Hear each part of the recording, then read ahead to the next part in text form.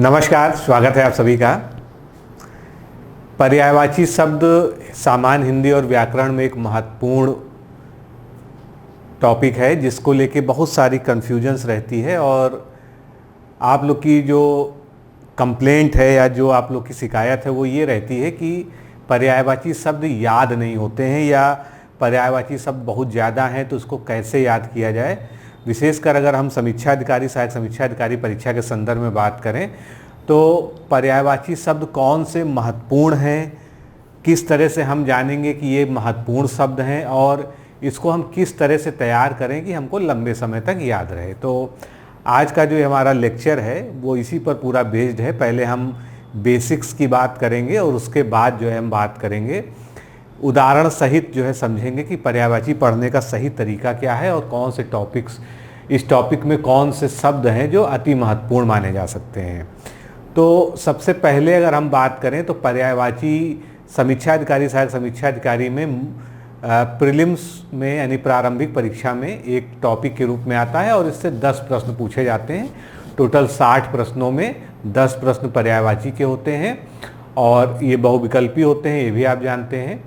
तो पर्यायवाची के लिए आपको थोड़ा सा डिक्शनरी का ज्ञान यानी कि आपको शब्दकोश का ज्ञान होना आवश्यक है, क्योंकि जिन लोगों की हिंदी अच्छी नहीं होती है या जिनकी हिंदी की वोकैबुलरी पर पकड़ अच्छी नहीं होती है उनके साथ ये समस्या ज़्यादा आती है। खासकर वो बच्चे जो इंग्लिश मीडियम होते हैं और एकदम से जो है इस तरह की किसी तैयारी में आ जाते हैं तो उनके लिए निश्चित रूप से समस्या होती है।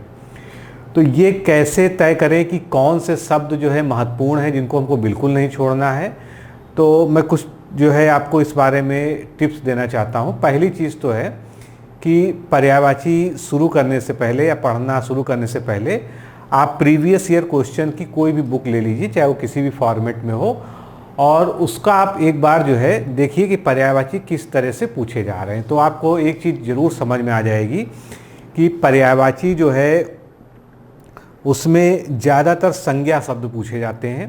संज्ञा शब्द, संज्ञा की परिभाषा आप लोग जानते ही हैं। संज्ञा शब्द जो है जैसे किसी देवी देवता का नाम, किसी स्थान विशेष का नाम, जो है धार्मिक महत्व के जो है शब्द जो होते हैं इससे रिलेटेड, या किसी विशेष वस्तु का नाम, तो ये सभी चीज़ें जो है जुड़ी हुई हैं और इन्हीं से जो है ज़्यादातर जो है यानी 60 से 70% जो है जो पर्यायवाची शब्द हैं वो संज्ञा शब्दों से ही निकलकर बने हुए होते हैं। बाकी के जो है बहुत रेयरली कुछ पूछे जाते हैं जिनका हम अभी आगे जिक्र करेंगे भी। तो पहली चीज़ तो ये हो गई कि आपको प्रीवियस ईयर क्वेश्चन से ये देखना है कि सबसे ज़्यादा जो है संज्ञा शब्द पूछे जाते हैं। तो जिस भी स्रोत से आप पढ़ रहे हैं उसमें जो है आप संज्ञा शब्द को जो है मार्क कर लीजिए। जैसे हमारी ये बुक है जो ऑनलाइन उपलब्ध है, आप इसको मंगवा भी सकते हैं और इसमें हम लोगों ने कम्प्लीटली जो है जितने भी महत्वपूर्ण पर्यायवाची शब्द हैं और उनके जितने भी मैक्सिमम पर्यायवाची पॉसिबल हैं, क्योंकि आयोग जो है आजकल क्या करता है, कहीं से भी कोई भी पर्यायवाची पूछ रहा है और बहुत टफ वर्ड पूछ रहा है। तो जो परंपरागत रूप से हम लोगों ने एक शुरुआत में जैसे हाई स्कूल और इंटर लेवल में होता था कि आग के पर्यायवाची हमको तैयार करने, तो हमने 4 पर्यायवाची जो है उसके जो मोस्ट इम्पॉर्टेंट वाले हुआ करते थे, मोस्ट कॉमन वाले, वो याद कर लेते थे। लेकिन अब जो पूछता है वो हुतासन पूछ लेता है। तो ये मतलब है कि हमारा कहने का कि जो आसान वाले हैं वो तो आपको पता ही होने चाहिए, जो थोड़े से टफ हैं, जो कम प्रचलित हैं, उन पर भी आपकी नज़र होनी चाहिए, क्योंकि आप एक ऐसा एग्ज़ाम देने की ओर बढ़ रहे हैं जहाँ पर बहुत ज़्यादा कंपटीशन है। इसलिए केवल सरल वाले याद करने से कोई भी जो है सिक्योरिटी की फीलिंग आपके अंदर नहीं आने वाली। इसलिए आपको जो है सरल तो याद करने ही है, कठिन वाले भी याद करने हैं। तो आपको शुरुआत कैसे करनी है, आप प्रीवियस ईयर क्वेश्चन जितने भी पूछे गए हैं उनको बस मतलब एक रफ में नोट कर लीजिए। कैसे नोट करेंगे, जैसे मान लीजिए वायु का पूछा गया, विष्णु का पूछा गया, इंद्र का पूछा गया, लक्ष्मी का पूछा गया, नदी का पर्यायवाची पूछा गया, सरस्वती का पर्यायवाची पूछा गया, ब्रह्मा का पर्यायवाची पूछा गया, कमल का पर्यायवाची पूछा गया, तो इनको जो है केवल किन किन के पर्यायवाची आज तक प्रीवियस ईयर में पूछे गए हैं उसको आप लिख लीजिए। आधे पेज में या मैक्सिमम 1 पेज में आ जाएंगे, इतने ज़्यादा भी नहीं है। और उनमें एक चीज़ ज़रूर ध्यान रखिएगा कि उनकी फ्रीक्वेंसी को भी टिक करती। मान लीजिए कमल है, उसको 1 से अधिक बार जो है विभिन्न परीक्षाओं में पूछा गया है, तो आप उसको जो है मार्क कर लीजिए कि ये जो है रिपीटेड है, क्योंकि रिपीटेड वालों पे ही आपको जो है ज़्यादा ध्यान देना है। उसके बाद जो है अगली बात आती है कि अब इसको तैयार कैसे करना है। तो जो सबसे ज़्यादा जिनकी फ्रीक्वेंसी है, जो सबसे ज़्यादा बार पूछे गए हैं, उसको आप पहले तैयार करिए। उसके बाद जो है जितने भी बचे हुए संज्ञा शब्द हैं उनको तैयार करिए, और संज्ञा भी जब पूरी हो जाए, प्रीवियस ईयर क्वेश्चंस मतलब प्रीवियस ईयर के जो पूछे गए शब्द हैं वो, और उसके बाद जो है सारे संज्ञा शब्द तैयार कर लीजिए। उसके बाद जितना आपको समय मिलता है तो बाकी जो रेस्ट मटेरियल है उसको आप एक नज़र देख लीजिए, मतलब 2-3 बार उसको आप देख लेंगे तो जो है उसमें से काफ़ी चीज़ें याद हो जाएंगी, क्योंकि जो मोस्ट इम्पॉर्टेंट है वो आपने शुरुआत के 2 चरण में ही कर ली। एक तो प्रीवियस ईयर में जो पूछे गए हैं उनको तो बिल्कुल भी नहीं छोड़ना है, उनके जितने भी पर्यायवाची संभव हैं सब याद कर लीजिए। और सेकेंड नंबर पे उनके अलावा जो शब्द बच रहे हैं, जो संज्ञा शब्द हैं, और ख़ासकर जो है किसी धार्मिक, सांस्कृतिक या पौराणिक महत्व के हैं, उनको जो है विशेषकर जो है ज़रूर तैयार कर लीजिए। तो ये तो हमको पढ़ना है पर्यायवाची में, और किस तरह से पढ़ना है इसको हम अभी आगे चर्चा करने जा रहे हैं। तो शुरुआत करने से पहले मैं आपको बता दूं कि समीक्षा अधिकारी, सहायक समीक्षा अधिकारी का नोटिफिकेशन बहुत जल्दी ही आपको देखने को मिलेगा, और संभवतः जो है दिसंबर में इसका एग्ज़ाम भी हो जाना चाहिए, जैसे कि उम्मीद लगाई जा रही है, क्योंकि आयोग बहुत कोशिश करेगा कि टाइमली एग्ज़ाम कराए।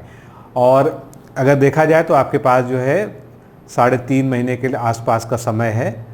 अगर आपकी और किस्मत अच्छी हुई तो 15-20 दिन आपको और मिल सकता है, जनवरी में एग्ज़ाम जा सकता है। तो अगर आप चाहते हैं कि आप हमारे साथ जुड़कर एक सिस्टमेटिक तरीके से ऐसी तैयारी करें कि प्रीलिम्स फ़िलहाल अभी आपका ना रुकने पाए, और प्रीलिम्स और मेंस दोनों का जो है आपको एक साथ पूरा कोर्स भी मिल जाए, ऐसा कोर्स जिसको कसौटी पर परखा जा चुका है, और इस कसौटी पर कस कर जो है आपके सामने ये रत्न, जिनकी मैं फ़ोटो आपको दिखा रहा हूँ, ये हैं जिनका अभी हाल ही में समीक्षा अधिकारी, सहायक समीक्षा अधिकारी परीक्षा 2021 में चयन हुआ है। 2016 री एग्ज़ाम में भी हमारे यहाँ से चयन हुए थे, 45 प्लस सिलेक्शन जो है 2021 वाले में हुए हैं। तो निश्चित रूप से अगर आप चाहें तो आप हमारे साथ जुड़कर अच्छी तैयारी कर सकते हैं। इसमें आपको वीडियो लेक्चर्स तो दिया ही जाता है, साथ में PDF में नोट्स दिया जाता है, और टेस्ट सीरीज प्रोवाइड की जाती है। टेलीग्राम ग्रुप पे भी टेस्ट कराए जाते हैं और वहाँ पर डिस्कशन कराया जाता है। और उससे भी अच्छी बात यह है कि आप एक ऑनलाइन कोर्स लेने के बाद भी शिक्षक से सीधे व्हाट्सएप और टेलीग्राम के माध्यम से संपर्क में हमेशा रह सकते हैं, और अपनी जो है कोई भी शंका, समस्या जो है क्वेरी हो तो उसका निदान करवा सकते हैं। तो ये रही कोर्स की बात। अगर आप ज्वाइन करना चाहते हैं या कोई और इन्फॉर्मेशन चाहते हैं तो ये संस्थान का नंबर है 9506742546। इस पर व्हाट्सएप कर दीजिए RO लिखकर, और आपको जो है सारा डिटेल भेज दिया जाएगा। अभी मैं पुस्तक की बात कर रहा था, तो अगर आप समीक्षा अधिकारी की तैयारी कर रहे हैं तो ये पुस्तक आपके पास होना बहुत ज़रूरी है, क्योंकि ज़रूरी का सेंस ये है कि या तो आप एक किताब ये ले लीजिए, या मैं 3-4 किताबों के आपको नाम बता दूं जो मानक पुस्तकें, वो ले लीजिए, तब जाके आप कहीं इसको जो है बराबर कर पाएंगे। और उसमें भी ये भारी पड़ेगी, क्योंकि इसमें कम से कम 3 से 4 डिक्शनरीज़ और 10 से 12 मानक पुस्तकें जो हिंदी के विद्वान लेखक हैं, सभी को पढ़ के, सभी का संकलन करके जो है इसको बिल्कुल परिष्कृत करके जो है इस फॉर्मेट में लाया गया है कि समीक्षा अधिकारी में 55 प्लस, यानी 60 में 55 प्लस क्वेश्चन यहीं से आने हैं। इससे ज़्यादा तो आ सकते हैं, इससे कम बिल्कुल भी नहीं आ सकते हैं। और 2021 वाले एग्ज़ाम में 59 क्वेश्चंस, मेरा वीडियो पड़ा है आज तक जो है वो देख लीजिएगा, 59 क्वेश्चंस जो है हमारी इसी बुक से आया था। तभी तो ये बुक पब्लिश भी नहीं हुई थी, इसकी PDF जो है तब दी जाती थी। तो आप अमेज़ॉन और फ्लिपकार्ट दोनों पर ये अवेलेबल है। आप डिकोड एग्ज़ाम सामान्य हिंदी नाम से सर्च कर लीजिए, बाकी आपके शहर में जितने भी बड़े स्टोर्स हैं, बुक स्टोर्स, वहाँ पर भी ये मिल जाएगा। शुरू करते हैं। सबसे पहला हमारा शब्द है अंक, और ये सभी शब्द उसी हायरार्की में है, यानी जो प्रीवियस ईयर में है, और साथ में संज्ञा शब्द भी हैं, अनेकार्थी, मतलब जो है मोस्ट इम्पॉर्टेंट वाले ही क्रम में हम इसको पढ़ेंगे। तो अंक से शुरुआत करते हैं। अंक के कई सारे अर्थ निकलते हैं। एक तो इसका संख्या होता है, जानते ही हैं इसको इंग्लिश में नंबर कहते हैं, आंकड़ा भी कहते हैं, निशान के लिए भी होता है, चिन्ह, छाप, गोद। जैसे आपने एक शब्द पढ़ा होगा अंक साइनी, यानी अंक में गोद में सोने वाली, तो अंक का मतलब यहाँ पर गोद भी हो गया।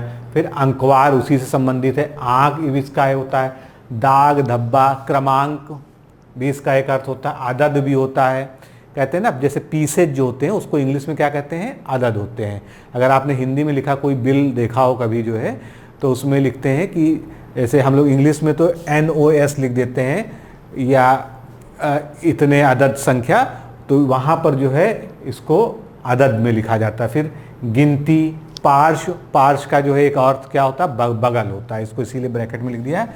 पार्श्व माने बगल भी होता है, लेकिन अंक जो है, अंक का भी अनेकार्थी है। प्रतीक, संस्करण, अब कहते हैं ना कि इस किताब का अगला अंक कौन सा आएगा, तो यहाँ पर क्या बात हो गई, संस्करण की बात हो गई। हृदय, ये भी अंक का होता है, कहते हैं तुम तो मेरे अंक में, मेरे अंक में समाये हुए हो, यानी हृदय में हो। उसके बाद सर्ग, सर्ग आपने पढ़ा होगा, किसी ग्रंथ या काव्य का जो है, जो एक चैप्टर होता है उसको हम अंक सर्ग कहते हैं। कहते हैं ना कि रामायण में कितने सर्ग हैं या महाभारत में कितने सर्ग हैं, या और बाकी काव्यों की बात हम करते हैं, तो ये हमने पढ़ा। उसके बाद खगोल की बात करते हैं या अंतरिक्ष, तो अंतरिक्ष के कई सारे पर्यायवाची हो सकते हैं। सबसे पहला हम पढ़ेंगे खगोल। खग का मतलब क्या होता है, आकाश में चलने वाली वस्तु या जीव, कोई भी वस्तु या जीव जो होगी उसको हम खगोल कहते हैं, खग कहते हैं, इसी से बना है शब्द खगोल। फिर अंतरिक्ष को क्या कहते हैं, चूंकि अंतरिक्ष जो है बाह्य आवरण होता है, उसको हम नभमंडल कहते हैं। गगन मंडल भी कहते हैं, क्योंकि गगन जो है उसी का पर्यायवाची शब्द है, और आकाश मंडल कहते हैं। तो ये जो है अंतरिक्ष के पर्यायवाची हो गए, बस इतना ही इसमें पढ़ना पर्याप्त है। इसके बाद हम बात करते हैं अंधकार। अंधकार, तो अंधकार के बहुत सारे पर्यायवाची हैं जो हम लोग सामान्य रूप से यूज करते हैं। पहला जैसे तम है, तम का मतलब, तम संस्कृत शब्द है, इसका मतलब अंधेरा ही होता है। फिर अंध भी, तिमिर भी संस्कृत शब्द है, इसका मतलब होता है, हिंदी का शब्द अंधेरा, इसका जो है सबसे जो निकटतम शब्द हो जाएगा अंधेरा हो जाएगा। अंधेरे को ही जो है अगर हम और विकृत कर दें तो जो है वो अंधियारा हो जाएगा। फिर ध्वांत शब्द है, ध्वांत शब्द वैसे तो जो है धुएं के कारण जो अंधेरा छाता है उसको कहा जाता है, यानी धुंधला, धुंधला जो है वो, लेकिन यहाँ पर जो है वो अंधकार के ही सेंस में जो है इसका पर्यायवाची माना गया है। फिर तमिश्र, अब तमिश्र क्या होता है, तमिश्र और तमिश्रा दो शब्द हैं, ये पुल्लिंग शब्द होता है, ये स्त्रीलिंग शब्द होता है। तो तमिश्र का मतलब होता है अंधकारपूर्ण, और तमिश्र जो है ऐसा नहीं है कि केवल एक जो है अंधेरे के लिए ही प्रयोग होता है, ये एक अनेकार्थी शब्द है। इसके और क्या मतलब होते हैं, जैसे पहला तो जो है जहाँ जिस संदर्भ में हम पढ़ रहे हैं अंधकार ही होता है, दूसरा अंधेरा, फिर क्रोध, गुस्सा, पुराणानुसार एक नाटक। वहीं पर हमने ध्वांत की बात की थी, ध्वांत भी एक अनेकार्थी शब्द है। ध्वांत के अनेकार्थी, तो जैसे ध्वांत में अगर हम धाम जोड़ दें तो क्या हो जाएगा, नरक हो जाएगा। नरक के बारे में जो कल्पना की जाती है अपने जो है शास्त्रों में, उसमें क्या कहा जाता है कि नरक वो स्थान है जो अंधकार से भरा हुआ होता है और वहाँ पर तमाम तरह की यातनाएं दिए जाने का इंतजाम होता है। तो ये ध्वांत धाम एक शब्द आता है, उसका मतलब जो है नरक होता है, ये नरक का पर्यायवाची है जो कि इसी ध्वांत से बना हुआ है। इसके बाद तमी, अब ये तम से तमी बना है, इसी से तमस बना है, ये भी अंधेरा है। फिर उदासी, अब पढ़ने में तो लगता है अंधकार और उदासी में कोई भी जो है संबंध नहीं है, लेकिन ये इसके पर्यायवाची शब्द हैं। जैसे कि हमको देखने में कोई चीज़ अंधेरा लग जा रहा है, उसी प्रकार हमारे जीवन में अगर कोई अंधियारा आ जाता है किसी वजह से, यानी हम उसको एक उदासी मान सकते हैं, तो वो भी जो है जीवन के अंधकार की तरह होता है। इस कारण जो है उदासी भी इसका एक पर्यायवाची शब्द दिया गया है। फिर कुदृश्य, यानी जो है जो देखने में अच्छा ना हो, दृश्य जिसका अच्छा ना हो। फिर छाया है, तमस है और रात है। अब रात और अंधकार में कोई संबंध नहीं है, रात को अंधकार होता है, लेकिन इसको भी पर्यायवाची के रूप में यूज किया जाता है और ये सब ऑथेंटिक किताबों में ही दिया हुआ है। तो अंधकार का एक पर्यायवाची शब्द जो है रात भी हो गया। तो आपने देखा कि यहाँ पर जो है जो सबसे बड़ी चीज़ है, जो जिन शब्दों के आपको अर्थ ना पता हो, जैसे ध्वांत है, तमश है, या तिमिर है, इनको एक बार आप जो है गूगल में इन्वर्टेड कामास लगा के वहाँ पर सर्च कर लीजिए, तो आपका मतलब आपको केवल रटना नहीं पड़ेगा। जब किसी शब्द का आप अर्थ समझ जाते हैं, भावार्थ समझ जाते हैं, भाव समझ जाते हैं, तो आप उसको रिलेट कर पाते हैं। यही जो है पर्यायवाची तैयार करने का सबसे अच्छा तरीका होता है।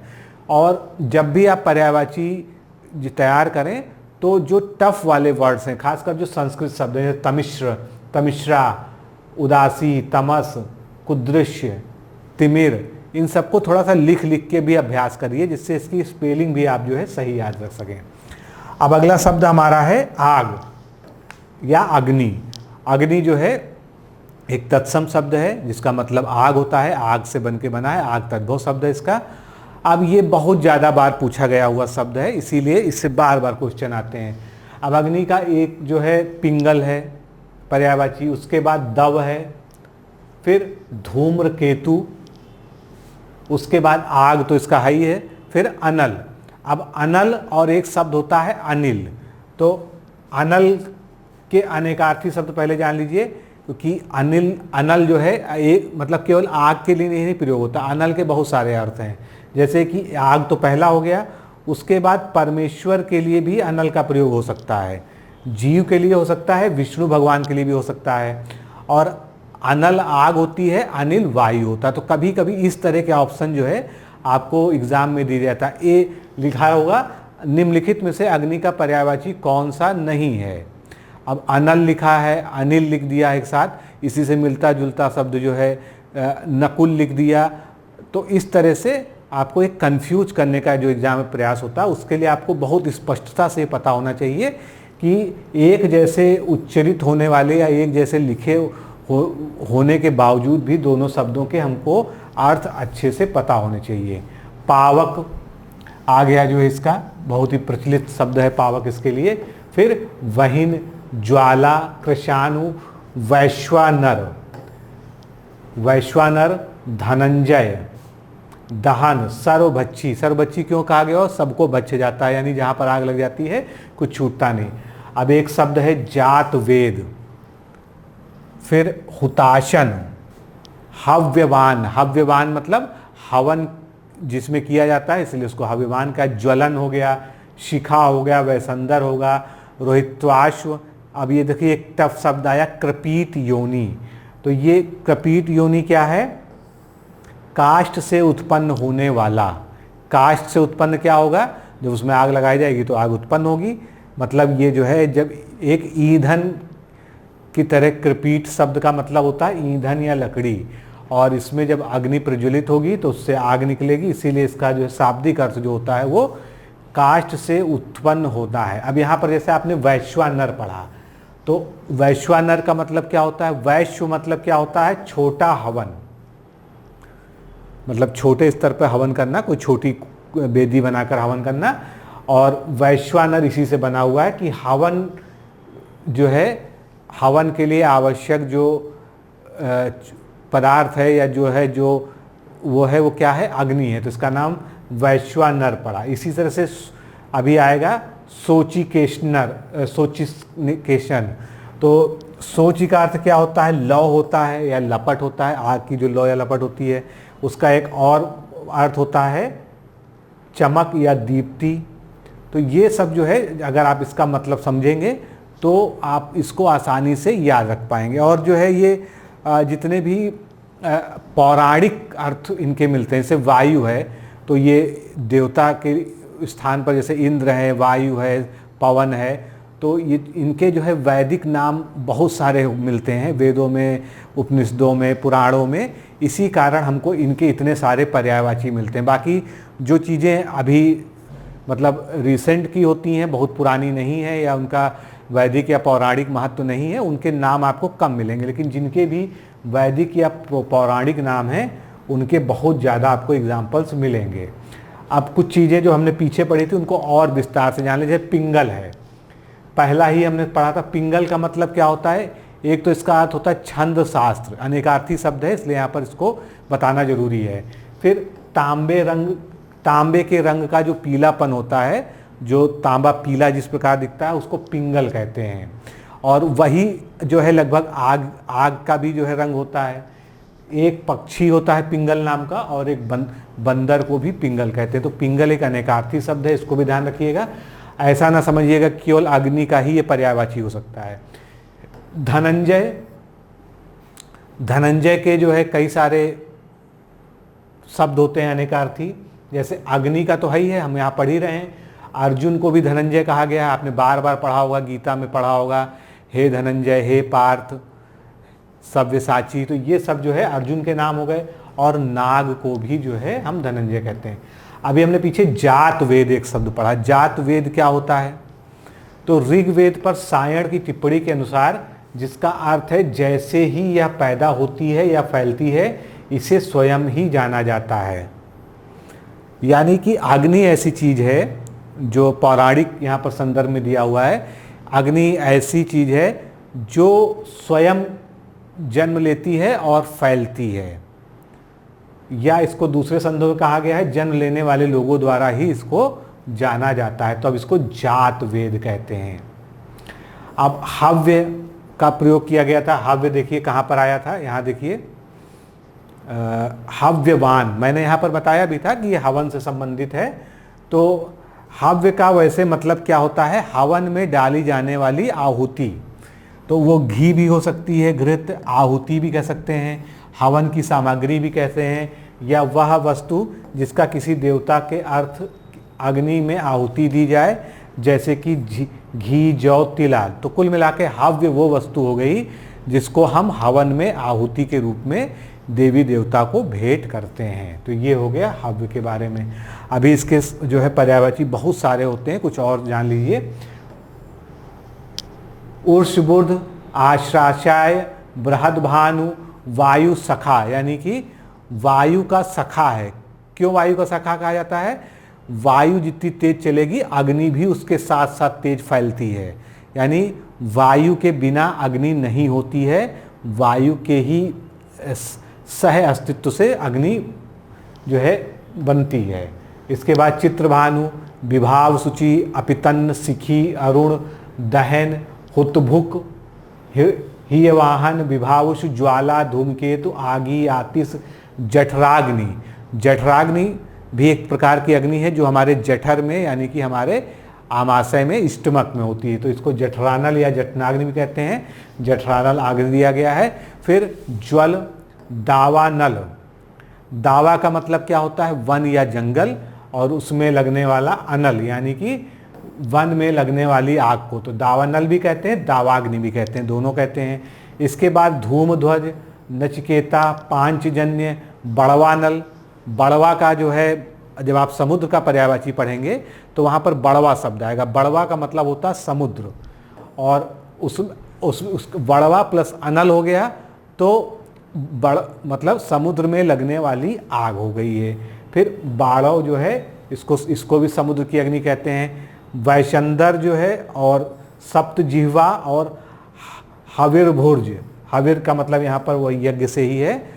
तो ये सभी भी जो है अग्नि के पर्यायवाची शब्द हो गए। अब इसमें जरूरी नहीं कि आप इतने सारे ही याद करिए, पढ़िए सब, लेकिन इसमें से जो प्रीवियस ईयर क्वेश्चंस में बार बार रिपीट हुए हैं, जो ऑप्शंस में आए हैं, उन पर विशेष ध्यान रखिए। आगे बढ़ते हैं। अब हम अतिथि की बात करते हैं। तो अतिथि मतलब एक शाब्दिक अर्थ होता है जिसके आने की कोई तिथि ना हो, यानी मेहमान अचानक जो आता है। तो पहला तो इसका मेहमान हो गया। फिर पाहुना, पाहुना जो है अतिथि भी होता है, और पाहुना जो है दामाद के लिए भी शब्द जो है प्रयोग किया जाता है। आगंतुक, अभ्यागत, यानी जो किसी की शरण आया उसको अभ्यागत कहते हैं। बटाऊ, बटाऊ का मतलब क्या होता है? बटाऊ बना है बाट शब्द से। बाट अर्थात राह पर चलता हुआ व्यक्ति या यात्री बटाऊ कहलाता है। फिर पाहुन, ये पाहुना और पाहुन जो है दोनों ही प्रयोग किए जाते हैं। ग्राहागत, ग्रह को आगत, घर आया हुआ यानी कि आगंतुक यानी कि मेहमान। फिर मुलाकाती, जो आपसे मुलाकात करने आया हो। आगत, जो आया हो। तो ये सभी अतिथि के हो गए। फिर अगला हमारा है अधिकार। हक, स्वामित्व, स्वत्व। अधिकार का मतलब ही होता है ना कि हमारा किसी चीज पर जो है अधिकार हो, हमारा स्वामित्व हो। तो कब्जा, आधिपत्य, ये सभी जो है इसके पर्यायवाची हो गए। फिर अध्यापक की बात करते हैं। पहला ही शब्द हमारा है गुरु। अब गुरु का जो है एक अनेकार्थी शब्द है, इसको यहीं पर समझ लीजिए। गुरु अनेकार्थी है तो इसके कई सारे अर्थ कौन से, एक तो शिक्षक होता है इसका अर्थ, एक ग्रह विशेष यानी जो बृहस्पति ग्रह है उसका नाम है ये, श्रेष्ठ, बृहस्पति। गुरु का मतलब भारी भी होता है, बड़ा भी होता है। मंत्रदाता, गुरु जो मंत्र देता है। फिर अध्यापक तो होता ही है, आचार्य भी होता है। पूज्य इसका एक अर्थ होता है। 2 मात्राओं वाला एक वर्ण होता है जिसको हम गुरु कहते हैं, यानी जो दीर्घ वर्ग को हम कहते हैं ना, यहाँ पर गुरु होगा, यहाँ पर ऋष्य होगा। तो इस तरह से गुरु के कई सारे अनेकार्थी हैं। तो आगे देखते हैं आचार्य, शिक्षक, प्रवक्ता, उपाध्याय। उपाध्याय को जो है क्या कहते हैं, ओझा भी कहते हैं, किसमें, तद्भव शब्दावली में। उपदेष्टा यानी जो उपदेश देने वाला, उपदेशक कहते हैं। उस्ताद, ये विदेशज भाषा में जो है इसको कहेंगे। व्याख्याता, जिसको हम लोग आज की डेट में लेक्चरर बोलते हैं, व्याख्यान देने वाला, इंग्लिश में लेक्चरर कहते हैं। अवबोधक, जो हमको बोध कराता है, बोध कराना मतलब हमको ज्ञान प्रदान करता है। तो ये सभी गुरु या अध्यापक हो गए। आगे है अभिजात। अभिजात का जो है एक सामान्य सा अर्थ होता है कुलीन, यानी उच्च कुल में जन्म लेने वाला व्यक्ति।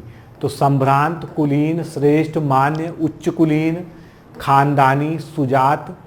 सुजात जो मतलब सु मतलब अच्छा, जात मतलब जन्म लिया, जिसने अच्छे जो है परिवार में जन्म लिया। पूज्य, उच्च, योग्य, ये सभी इसके पर्यायवाची हो गए। अब अगला है अभिप्राय। अभिप्राय कहते हैं ना कि आपकी बात का क्या अभिप्राय है, क्या तात्पर्य है, क्या मीनिंग है, क्या आशय है। तो ये सब इसके जो है पर्यायवाची हो जाएंगे, जैसे तात्पर्य, आशय, विचार, मंतव्य, उद्देश्य, ध्येय, लक्ष्य, प्रयोजन, इरादा, नियत, मनसा, मुराद। इन सब शब्दों में तो ऐसा कोई शब्द नहीं है जिसकी आपको अर्थ ना पता हो। अगर वास्तव में ना पता हो तो इसको एक बार जो है पढ़ते पढ़ते ही चेक कर लीजिएगा, किसी भी चीज़ को जो है डाउट में नहीं छोड़िए। अभिलाषा, इच्छा, आकांक्षा, स्पृहा।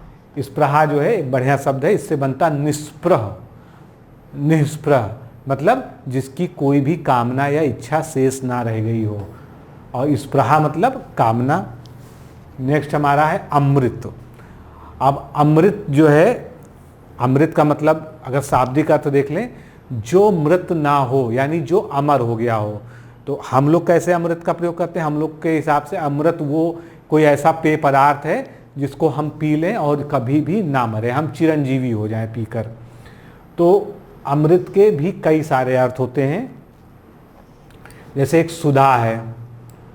फिर पीयूष बहुत कॉमन है, और पीयूष जो है दूध का भी अनेकार्थी शब्द है, यानी दूध के भी पर्यायवाची शब्दों में पीयूष आता है, क्योंकि दूध इतना पवित्र माना जाता है कि उसको अमृत के समान जो है पवित्रता की संज्ञा दी गई। फिर अमीय, अमीय मूरिमय चूरन चारू, आपने रामायण में अगर पढ़ा होगा तो अमीय शब्द का बहुत जगह प्रयोग होता है। फिर सोम।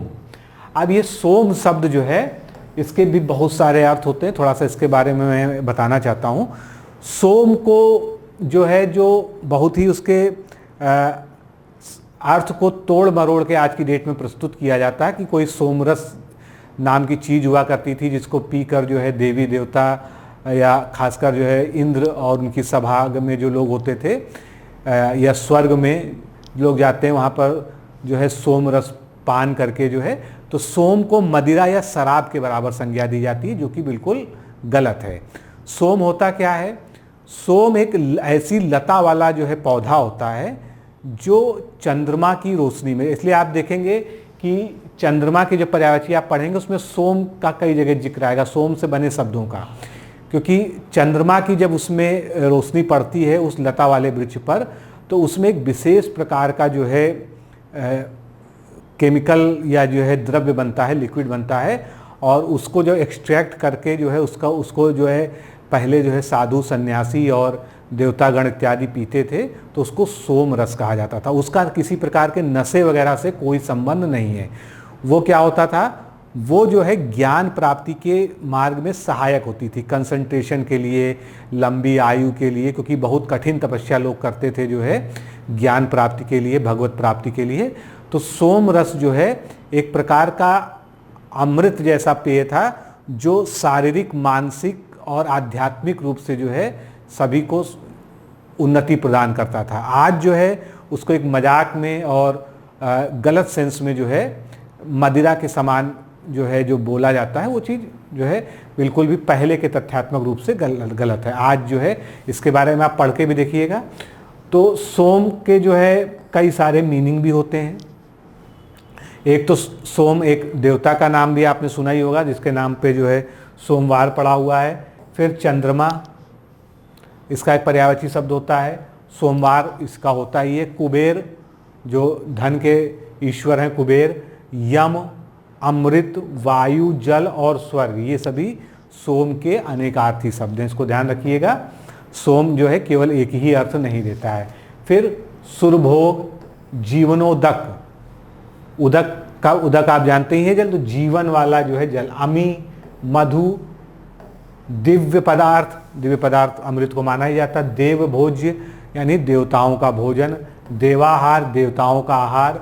शशि रस इसको क्यों कहा गया, जो मैंने अभी बताया आपको सोम के बारे में, कि चंद्रमा की उपस्थिति में ही जो है जो सोमलता होती है उसमें जो है एक विशेष प्रकार का पदार्थ बनता है, उसी को शशि रस, इसीलिए इसका नाम एक शशि रस भी रखा गया है।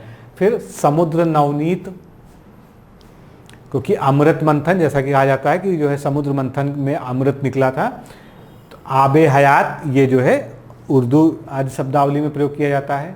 फिर अरण्य की बात करते हैं। अरण्य को हम सामान्य हिंदी अर्थों में क्या जानते हैं, जंगल, और इसके पर्यायवाची हो जाएंगे जंगल, अटवी, वन, कांतार। दावा, अभी आपने पढ़ा था ना, दावानल, यानी कि जंगल में लगने वाली आग, या दावाग्नि, जंगल में लगने वाली अग्नि। तो ये दावा का मतलब क्या होता है, जंगल होता है। यहीं से जो है तो चीज़ों को जब रिलेट करेंगे आप तो आपको याद रहेगा। फिर गहन, बीहड़, विटप, विपिन, कानन, वन, ये सब आपने पढ़ा होगा। विपिन तो बहुत कॉमन नाम भी बहुत लोगों का होता है। इसके बाद अर्चना, अर्चना का मतलब जो होता है पूजा करना होता है, तो कई सारे इसके समानार्थी हो सकते हैं। उपासना, वंदना, इबादत, अर्चा, आराधना, पूजा, पूजन और अर्चन। इसमें कोई बहुत ऐसा शब्द नहीं है जिसमें आप लोग कहीं अटके, तो ये सब तो आपको याद हो जाएंगे। अब आता है अर्जुन। अर्जुन महत्वपूर्ण शब्द है, कई बार पूछा जा चुका है। तो सबसे पहले धनंजय, धनंजय इनका जो है नाम आप देखेंगे गीता में जो है कई जगह भगवान श्री कृष्ण द्वारा बोला गया है। पार्थ भी बोला गया है। कौन्तेय क्यों कहा जाता है, क्योंकि ये कुंती के पुत्र थे।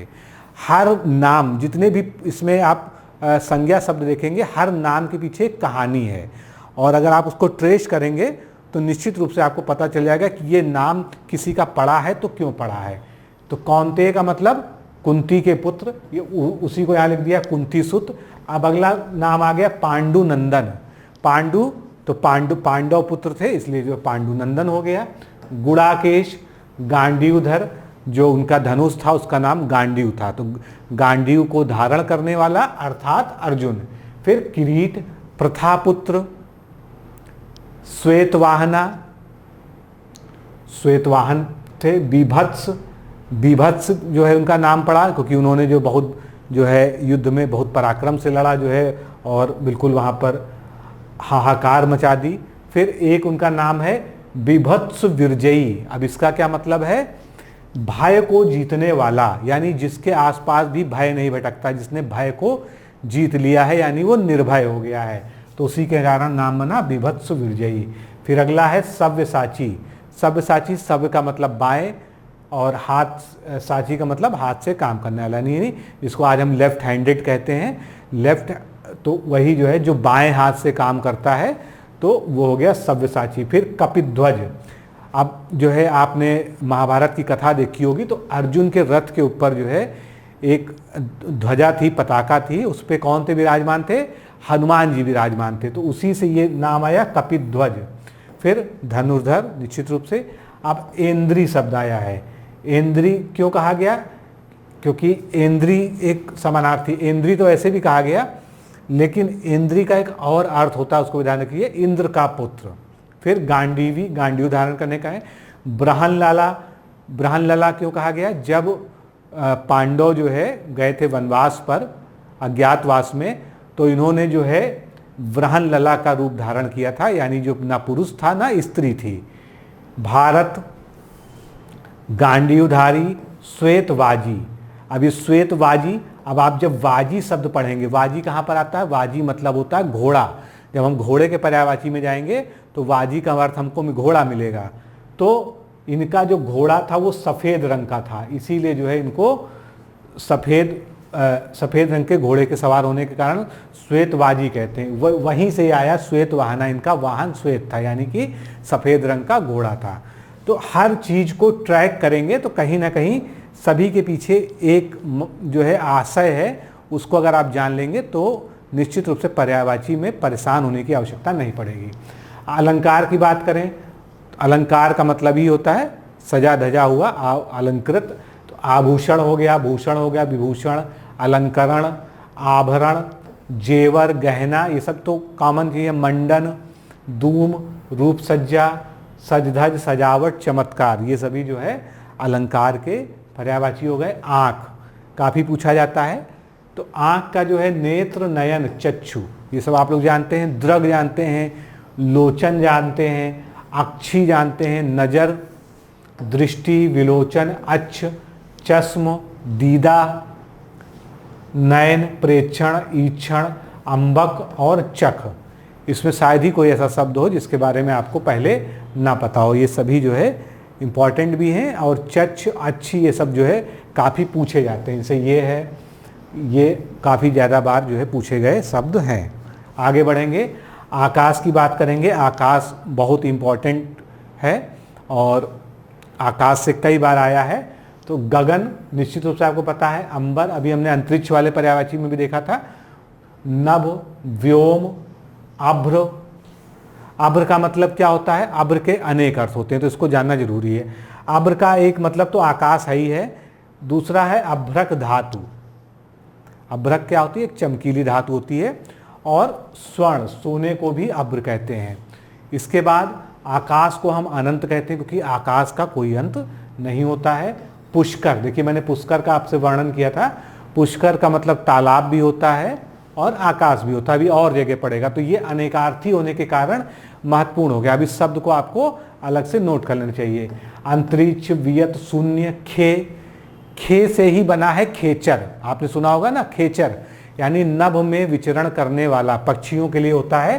तो ये खे से ही खेचर शब्द बना है। चर का मतलब चरने वाला या विचरण करने वाला, खे मतलब आकाश। घनवास, खगोल, तारापथ, आसमान, दिव, शून्यता, द्यौ। आपने पढ़ा होगा ओम द्यौ शांति, अंतरिक्षगम शांति। तो द्यौ यहाँ पर जो है अंतरिक्ष के लिए ही प्रयोग होता है। देवपथ, दुष्कर, महानील। महानील का मतलब कि बहुत पूरा नीला हो, जो आकाश हो। और दूसरा मतलब होता है नील। आपने भारतीय पद्धति में एक जो है गणना की इकाई को जानते हैं, पद्म, शंख, नील। तो ये नील में भी महानील है, मतलब इसका विस्तार जो है अनंत है। फिर शून्य रव और सुख त्यर्ण, ये सभी जो है इसके पर्यायवाची हैं। अभी और भी, क्योंकि आकाश के कई सारे हैं। फिर कित, कित, विहाशय, नाक। अब नाक को अगर आप ये समझे कि नाक केवल जो है ना हमारे शरीर का अंग है, तो ऐसा नहीं है। नाक का एक अर्थ जो है क्या होता है? आकाश होता है, इसको भी ध्यान रखिएगा। फिर घुष्फलक, द्युलोक, द्यु, नभमंडल, नभोमंडल, अर्श। कहते हैं ना कि वो तो अर्श से फर्श पर आ गए, तो अर्श का मतलब क्या हुआ? आकाश हुआ। अधर, कहते हैं वो तो अधर में लटक गए, यानी कि वो जमीन पे भी नहीं है, कहाँ पर है? आकाश में है। और ऊर्ध्वलोक, ऊर्ध्वलोक का मतलब ऐसा लोक जो ऊपर है, ऊर्ध्वाधर है। फिर आ गया अगला शब्द आनंद। अब आनंद के जो है, आनंद को हम प्रसन्नता या खुशी से जोड़ते हैं। वैसे अगर बात करें हम भगवान बुद्ध की, तो उनके जो परम शिष्य थे आनंद थे, जो उनके कजिन भी थे। और आनंद की जो है, जो भगवान बुद्ध ने परिभाषा दी है, उन्होंने बताया कि एक ऐसी स्थिति जब सुख का भी एहसास नहीं रह जाता व्यक्ति को और दुख का भी कोई अनुभव नहीं रह जाता, यानी सुख और दुख दोनों के अनुभव से जो परे हो जाता है वो आनंद में चला जाता है। उसको उस स्थिति को आनंद कहते हैं। तो आज जिसको हम सुख और जो है प्रसन्नता, मजा, हर्ष से जोड़ते हैं, ऐसा आनंद जो है, आनंद का जो है अगर आध्यात्मिक अर्थ देखें, जैसा भगवान बुद्ध और जो है अन्य विद्वानों ने बताया है, तो आनंद वो अवस्था होती है, वो मनोदशा होती है जब आप सुख और दुख दोनों से ही ऊपर उठ चुके हैं। यानी आपको किसी भी चीज़ से कोई प्रसन्नता भी नहीं होती और किसी चीज़ से कोई दुख नहीं होता, यानी आप न्यूट्रल हो चुके हैं, कहने का मतलब ये है। तो ये स्थिति कब आती है? जब कोई व्यक्ति जो है ज्ञान को उपलब्ध हो जाता है, ज्ञान प्राप्त कर लेता है। लेकिन चूंकि हम शब्दकोश के अनुसार हर चीज़ को पढ़ते हैं तो हमको शब्दकोश पे ही फोकस करना चाहिए। आमोद, प्रमोद, प्रसन्नता, हर्ष, उल्लास, आह्लाद, मोद, मुद, खुशी। मुद से आपने देखा होगा मुदित शब्द बनता है, मोद कहते नहीं, आमोद, प्रमोद। फिर खुशी, मजा, सुख, चैन, विहार, लुफ्त, ये सभी जो है आनंद के पर्यायवाची हो गए। आम, आम आप जान रहे हैं संज्ञा शब्द है, बहुत बार पूछा गया है। आम ये वही मतलब जो फल होता है। वैसे तो आम का और मतलब भी होता है, आम का मतलब आम आदमी वाला आम भी होता है, यानी कि सामान्य या साधारण। तो पहले इसके जो है जो अर्थों को हम जानते हैं। आम्र, इसको संस्कृत में कहते हैं। रसाल, रसाल क्यों कहते हैं? क्योंकि ये रस से भरा हुआ है। सहकार, सहकार शब्द कहाँ से आया है? अब सहकार के कई सारे मीनिंग है, पहले जान लीजिए, ये अनेकार्थी है। सहकार का मतलब होता है सुगंधी युक्त पदार्थ। एक तो इसका ये अर्थ हो गया। एक आपने सहकारी संस्थाएं नाम सुना है, जिसको हम कोऑपरेटिव कहते हैं। तो सहकार का मतलब क्या हो गया? कोऑपरेशन हो गया, यानी कि एक दूसरे के सहयोग से कार्य करना। फिर सहकार कहते हैं आम के पेड़ को, कलमी आम को भी सहकार कहते हैं। आम की मंजरी या बौर को सहकार कहते हैं।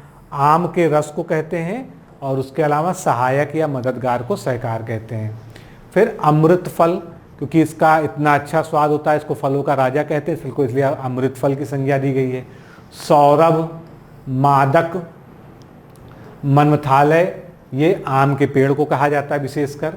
फलराज, अम्ब, फल श्रेष्ठ, यानी जो फलों में श्रेष्ठ हो। कामशर, अतिशीरम, अतिशीरम, पियुम्बु, मृषावक, मदाल्य, आदि प्रिय, मदिराक्ष, पिक प्रिय। पिक प्रिय मतलब जो पक्षियों के प्रिय हो। आम का जो है सभी खासकर तोते खाते हैं, इसी से बना सुख प्रिय, यानी सुख मतलब तोते को जो प्रिय है। फिर काम, वल्लछभ, कीरष्ट और मनमथावाश। अब आता है इंद्र। इंद्र जो है चूँकि एक पौराणिक देवता है, वैदिक देवता है, और इंद्र का जो है बहुत ज़्यादा उल्लेख है वेदों, पुराणों, उपनिषदों में। तो इनके उसी के अनुसार बहुत सारे नाम पढ़े विभिन्न कथाओं के अनुसार जो है। कुछ को हम यहाँ डिस्कस करेंगे, नहीं तो बहुत ज़्यादा इसमें समय चला जाएगा। उर्वशी नाथ, ये उर्वशी के नाथ हैं, यानी उर्वशी के पालक हैं, उनके स्वामी हैं। अब उर्वशी कौन है? स्वर्ग की अप्सराओं में से एक अप्सरा का नाम है। सुनासीर, वज्री, वज्री मतलब वज्र को धारण करने वाले हैं। वृत्रहा, नाकपति, नाक अभी आपने क्या पढ़ा था? आकाश में पढ़ा था ना, कि नाक मतलब क्या होता है? आकाश होता है, अंतरिक्ष होता है। तो नाक के पति कौन है? यानी ये आकाश के देवता हैं, इसलिए इनको नागपति नाम दिया गया है। तो वही मैंने कहा था ना कि जब आप शब्द को गहराई से समझेंगे कि उसका अर्थ क्या है, तो चीज़ों को रिलेट करेंगे। नाक अगर आपसे पूछा जाएगा तो आकाश बताएंगे। नागपति यानी नाग के देवता या नाग के स्वामी कौन हो गए? भगवान इंद्र हो गए। फिर सहस्राक्ष, शक्र, शक्र इनका नाम क्यों पढ़ा? दैत्यों का नाश करने के कारण, जो दैत्यों का नाश करता उसको शक्र की उपाधि दी गई। फिर सुरपति, सुर मतलब देवता, पति मतलब उनका जो है देवताओं का भी जो देवता है। देवराज यानी देवों का भी राजा। पुरंदर, पुरंदर इनका नाम क्यों पड़ा? जिन्होंने शत्रु का नगर तोड़ा था। पुर का मतलब क्या होता है? नगर होता है ना, जैसे कहते हैं कानपुर, नागपुर। तो पुर का मतलब नगर होता है। पुरंदर यानी नगर को नष्ट करने वाला, नगर को तोड़ने वाला कौन है? इंद्र। तो जैसा पौराणिक विवरण मिलता है कि जिन्होंने शत्रु का नगर तोड़ दिया था, तो इनका नाम उस समय पुरंदर रख दिया गया। तो हर घटना के कारण उस समय एक नया नाम मिल जाता था, जो भी होते थे। सचीपति, अब सची जो है इनकी पत्नी थी, तो इनका नाम सचीपति हो गया। अमरपति, देवेश देवताओं के ईश, सुरेश सुरों के ईश, मधवा अमरेश, पुरहूत, विबुधेश विबुधेश। अब विबुध मतलब आपने पढ़ा होगा राजा के पर्यायवाची में, तो विबुध मतलब राजा होता है, ईश मतलब देवता, यानी विबुध मतलब देवता होते हैं सॉरी, और ईश मतलब राजा या उनका स्वामी। तो देवताओं के राजा कौन हो गए? विबुधेश यानी भगवान इंद्र। फिर वज्रधर वज्र को धारण करने वाले, वाशव मेघपति बादलों के जो स्वामी हैं, बादलों पर जिनका नियंत्रण है, यानी वर्षा इत्यादि इन्हीं के सारे पर होती है। सुरेंद्र सुर के इंद्र यानी देवताओं के राजा। सहस्त्राक्ष सहस्त्राक्ष मतलब जिनकी 1000 आंखें हों, सहस्त्र मतलब 1000, अक्ष मतलब आंखें।